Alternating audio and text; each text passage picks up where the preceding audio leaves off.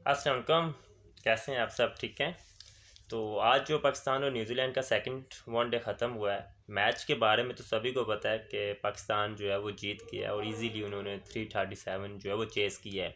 लेकिन क्योंकि जो मैच था वो फ़खर जमान के नाम रहा है, मैन ऑफ द मैच जो थे वो फ़खर जमान थे। तो मेरी भी जो गुफ्तगू होगी उसका जो टॉपिक है वो फ़खर जमान ही है। जिस तरह से उन्होंने रात के मैच में इनिंग्स खेली है, one of the best innings है फ़खर जमान की, क्योंकि जो दी बेस्ट इनिंग्स है फ़खर जमान की वो तो मैं भी उनकी उसी इनिंग्स को रेट करता हूँ जो उन्होंने साउथ अफ्रीका के खिलाफ साउथ अफ्रीका में खेली थी अगेंस्ट रबाडा, लुंगी नगीदी, नॉर्जे। 193 की उन्होंने इनिंग्स खेली थी, 350 का रन चेस कर रहे थे और सिंगल हैंडेडली उस मैच को वो लेके गए थे। एंड पे अनफॉर्चुनेटली जिस तरह से वो रन आउट हो गए थे 193 पे, क्विंटन डिकाक ने इशारा उधर का किया और बॉल इधर विकेट को लगा दी और वो रन आउट हो गए। लेकिन जो रात की इनिंग्स थी उसके बारे में बात करते हैं, जो उन्होंने रिकॉर्ड्स तोड़े हैं इस मैच में। तो फ़खर जमान ने जो रात को 180 की इनिंग्स खेली है वो ओवरऑल जो है ओवरऑल 12th प्लेयर्स बन गए जिन्होंने 3 कंसेक्यूटिव जो है वो हंड्रेड्स किए हैं। और पाकिस्तान के बैट्समैन वो तीसरे बने हैं, लेकिन जो इनिंग्स इनसे पहले खेली गई हैं वो 3 इनिंग्स है, यानी कि चौथे नंबर पे ये आते हैं। पहले इनसे जो है वो सईद अनवर ने, हाईली रेटेड बैट्समैन थे पाकिस्तान के लेफ्ट हैंडेड ओपनर, उन्होंने 3 दफ़ा कंसेक्यूटिव हंड्रेड्स किए हैं। ज़हीर अब्बास ने 3 दफ़ा कंसेक्यूटिव हंड्रेड्स किए हैं। बाबर आजम 2 दफ़ा कर चुके हैं, 2016 में भी उन्होंने, 2022 में भी किए थे, और अब जो है वो 2023 में फ़खर जमान ने किया। अगर फ़खर जमान चौथा हंड्रेड भी कर लेते हैं तो ये फर्स्ट पाकिस्तानी हो जाएंगे जिसने 4 कंसेक्यूटिव हंड्रेड्स किए होंगे। इससे पहले आई थिंक एक तो संगाकार हैं जिन्होंने वर्ल्ड कप में 4 लगातार सेंचुरीज की थी, और वो उनका लास्ट वर्ल्ड कप था 2015 के। और पाकिस्तान की तरफ से जो है वो फ़खर जमान फास्टेस्ट प्लेयर बन गए जिन्होंने 3000 रन जो है वो चेस किए हैं। इससे पहले बाबर आजम थे 67 इनिंग्स पे, जो कि उनका रिकॉर्ड टूटा, और फ़खर जमान ने भी 67 इनिंग्स में जो है वो इसको अबूर कर लिया। ओवरऑल अगर अदर बैट्समैन देखें तो उसमें पहले नंबर पे है हाशिम आमला, 57 इनिंग्स में, 10 इनिंग्स का फासला है। 57 में हाशिम आमला है, और उसके बाद शाह होप 67 पे हैं, बाबर आजम 67 पे हैं, और फ़खर जमान जो है वो 67 पे हैं। और पहले पाकिस्तानी बैट्समैन बन चुके हैं जिनके कम से कम 3000 रन हैं और 90 प्लस का स्ट्राइक रेट है और 45 प्लस की एवरेज है। इससे पहले कोई भी पाकिस्तान का ऐसा ओपनर नहीं गुजरा जिसने ये टारगेट अचीव किया हो। ओवरऑल देखें तो इसमें ना कोहली है ना बाबर आजम है, जो अदर बैट्समैन है उसमें शेन वाटसन है, क्विंटन डी कॉक है, डेविड वार्नर है और रोहित शर्मा है, और अब उसमें फ़खर जमान भी शामिल हो चुके हैं। तो इस चीज़ से पता चलता है कि ये कितना बड़ा रिकॉर्ड इन्होंने अचीव किया है, क्योंकि इसकी लिस्ट बहुत छोटी है। और पाकिस्तान ने जो है वो इस टारगेट को चेस करते हुए जो है वो ओवरऑल दूसरी दफ़ा ऐसा है कि पाकिस्तान ने जो है वो अबव 330 जो है वो चेस किया है। इससे पहले पाकिस्तान ने ऑस्ट्रेलिया के खिलाफ प्रीवियस ईयर में जो है वो 349 चेस किया था, जिसमें ज़बरदस्त हंड्रेड था बाबर आजम का। इस मैच में भी पाकिस्तान ने जो है वो सेकेंड टाइम जो है वो अबव 330 चेस किया है, और इसमें फ़खर जमान का ज़बरदस्त इनिंग्स थी, बाबर आजम की भी कंट्रीब्यूशन थी 60 अबव रन की। और पाकिस्तान के वो वाहिद बैट्समैन बन चुके हैं जिन्होंने चेस में 150 प्लस जो है वो 3 दफ़ा इनिंग्स खेली हैं। इससे पहले एक उन्होंने इनिंग्स खेली थी साउथ अफ्रीका के खिलाफ जो 193 किया है, और एक इन्होंने इंग्लैंड के खिलाफ जो है वो 150 रन की इनिंग्स खेली थी। ये दोनों मैच पाकिस्तान खैर हार गया था, लेकिन आज की इनिंग्स में पाकिस्तान जो है वो जीत गया। पहले बैट्समैन हैं जिन्होंने अबाव 175 जो है वो 2 दफ़ा इनिंग्स खेली है।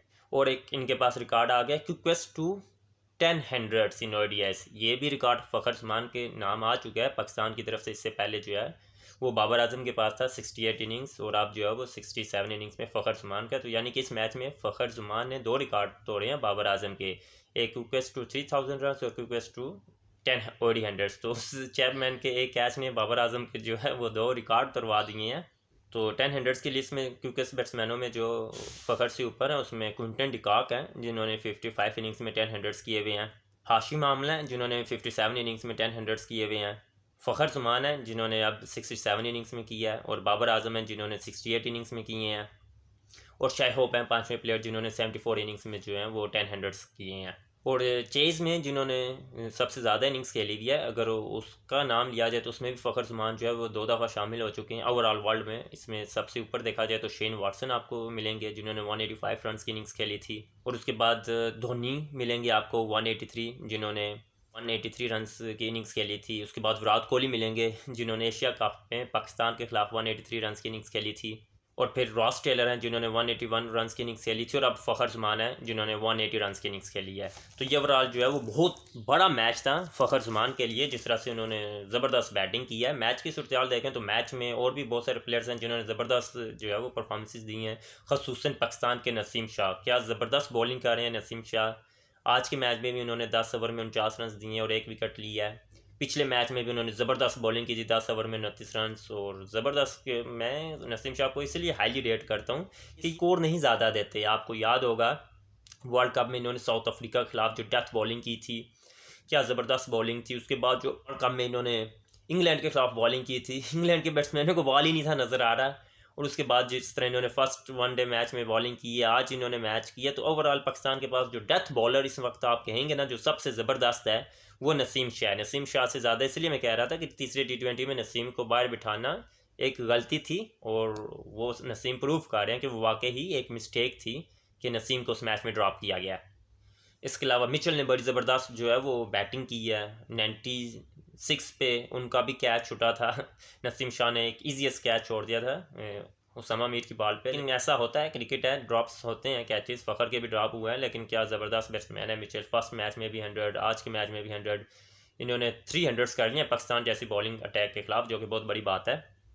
हारिस रऊफ ने 4 विकेटें ली हैं, लेकिन शुरू में उन्होंने ज़बरदस्त बॉलिंग करके जो है पाकिस्तान को बैक थ्रू दिलाया। लेकिन ओवरऑल 78 रन 10 ओवर में जो है वो काफ़ी ज़्यादा रन होते हैं, जिससे पता चलता है कि कितनी कितनी ज़बरदस्त विकेट थी बैटिंग के लिए, बॉलरों के लिए जिसमें कुछ भी नहीं था। इनिशियल जो है वो थोड़ा सा एग्रेसिव स्टार्ट लिया न्यूजीलैंड के बैट्समैनों ने, लेकिन फिर जो है वो हारिस रऊफ ने ज़बरदस्त जो है वो दोनों ओपनर्स को जो है वो चलता किया। लेकिन उसके बाद टॉम लैथम ने और मिचेल ने बड़ी ज़बरदस्त इनिंग की और बहुत बड़ी इन्होंने पार्टनरशिप लगा दी थी। मिचेल जो है वो आउट हुए नसीम शाह के हाथों, फिर उसके बाद टॉम लैथम जो है वो आउट हो गए 98 पे। बड़ा ज़बरदस्त रिव्यू लिया बाबर आजम ने। एंड पे जिमी नीशम उस तरह से फिनिश नहीं कर पाए, और ये 337 पे जो है वो इन्होंने एंड किया, जिसमें पाकिस्तान की तरफ से हारिस रऊफ ने 4 विकेटें ली, अच्छी खासी पिटाई हुई।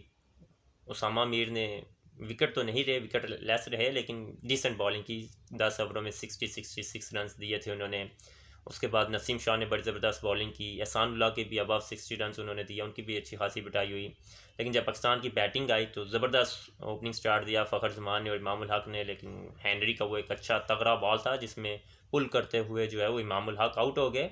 उसके बाद हमारे नेक्स्ट बैट्समैन आते हैं बाबर आजम और फ़खर जमान। इन दोनों ने तो वो मैच ही एक साइड पे लेके 200 के बाद जाके जो है पाकिस्तान का दूसरा आउट हुआ, जिसमें फ़खर जमान ने ये बात बताई भी है कि शुरू के जो पिछले कोचेस थे वो उन्हें कहते थे कि जाओ तेज़ खेलो, लेकिन बाबर ने उन्हें इस चीज़ का जो है वो बताया कि ज़रूरी नहीं है कि आप हर इनिंग्स में तेज़ खेलो, आप अपने आप को टाइम दो और इनिंग्स को बिल्ड करो, जिसका फ़खर जमान कह रहे हैं उन्हें फ़ायदा हो रहा है।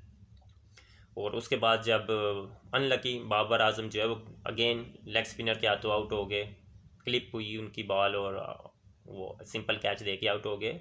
उसके बाद आपके पास आते हैं अब्दुल्ला शफीक जल्दी आउट हो गए। अब्दुल्ला शफीक का ये रिसेंटली 1 से 1.5 साल कोई अच्छा नहीं जा रहा इंटरनेशनल मैचेस में। जिस तरह से लास्ट इनिंग्स उन्होंने एक श्रीलंका के खिलाफ टेस्ट इनिंग्स अच्छी खेली थी, उसके बाद वो मुसलसल जो है वो इंपॉर्टेंट मैचेस में फ्लॉप होते जा रहे हैं, वनडे T20 टेस्ट।